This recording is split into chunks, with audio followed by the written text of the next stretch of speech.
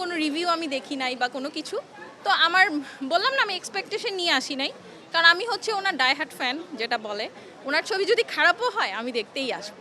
না না, আমি মানে ব্যাড রিভিউ বা কোনো কিছু দেখে দেখে আসি না। আমি হচ্ছে এক্সপেকটেশন নিয়ে আসি নাই। আমি সাকিব খানের ফ্যান, ঠিক আছে? বায়াসড ফ্যান বলে না, মানে আমি ওই টাইপের ফ্যান। তো ওনার মুভি নিয়ে যদি কেউ ব্যাড রিভিউ দেয়, বাট ডাজেন্ট ম্যাটার, আমার জন্য কিছু যায় আসে না। আমার ভালো লেগেছে, সত্যি ভালো লেগেছে, আর লুকও অনেক ভালো লেগেছে। লুক মানে বিগত ছবিগুলির সাথে কোনো মিল নাই।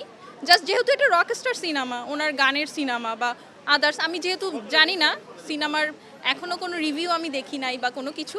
তো আমার বললাম না আমি এক্সপেকটেশন নিয়ে আসি নাই, কারণ আমি হচ্ছে ওনার ডাইহার্ট ফ্যান যেটা বলে।